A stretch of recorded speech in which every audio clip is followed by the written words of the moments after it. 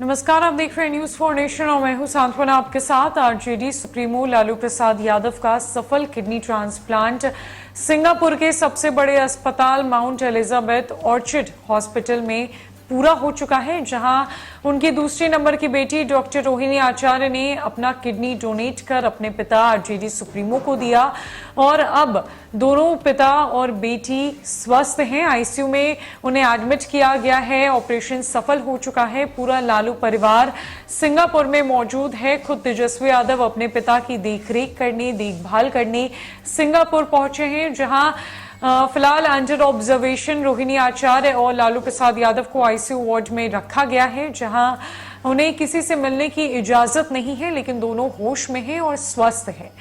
लालू प्रसाद यादव की तमाम तस्वीरें हमने आपको दिखाई। जब ऑपरेशन थिएटर से पहले रोहिणी आचार्य ने अपने पिता के साथ पहली तस्वीर साझा की, जिसके बाद जब मीसा भारती को कुछ देर के लिए इजाजत दी गई थी अपने पिता से मिलने के लिए, तो वो बड़ी ही भावुक नजर आ रही थी अपने पिता से बात करते हुए, उन्हें देखते हुए।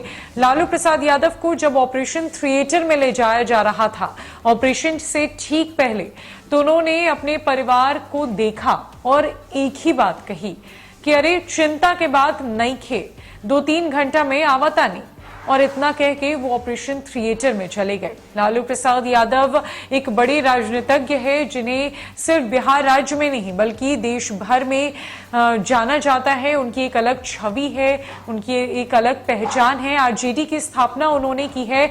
आरजेडी बिहार की नंबर 1 पार्टी है और महागठबंधन सरकार में बड़े भाई की भूमिका में है।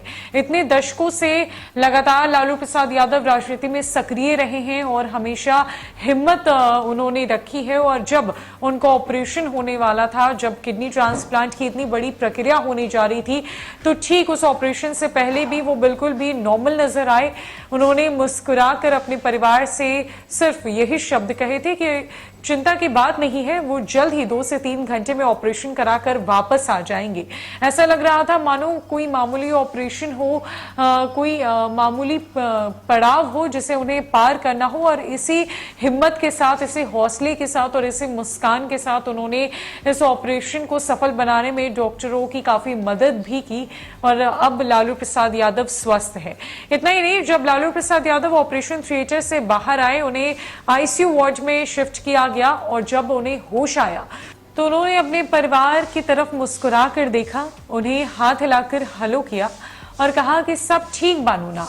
यानी कि वो ये कहना चाह रहे थे कि मैं तो ठीक हूं, आप लोग ठीक है ना, सब कुछ ठीक है ना, सब अच्छे से हो गया, सब बेहतर है। और अब पूरे आरजेडी परिवार में, लालू परिवार में खुशी की लहर देखी जा रही है, जहां उनको लेकर बिहार में पूजा पाठ की जा रही थी, पूजा अर्चना हो रही थी, हवन किया जा रहा था। आरजेडी कोटे के मंत्री और विधायकों के द्वारा भी लगातार लालू प्रसाद यादव के मंगल स्वास्थ्य की कामना की जा रही थी। तो वहीं अब पूरे बिहार की जनता खुश है, देश भर में खुशी की लहर है।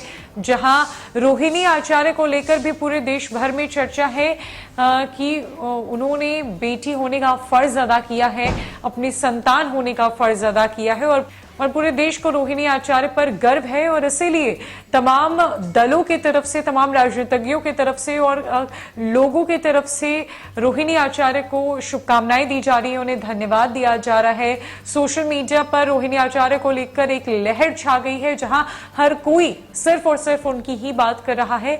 बेटी और बाप का जो ये रिश्ता है वो बेहद अटूट होता है, बेहद भावुक कर देने वाला होता है। और उसकी जो जीती जागती तस्वीर है वो रोहिणी आचार्य और लालू प्रसाद यादव के बीच ऑपरेशन के वक्त देखने को मिली, जब रोहिणी भी उसी हिम्मत के साथ ऑपरेशन थिएटर में गई थी और उन्होंने ट्वीट कर लिखा था, we are ready to rock and roll, we need your good luck.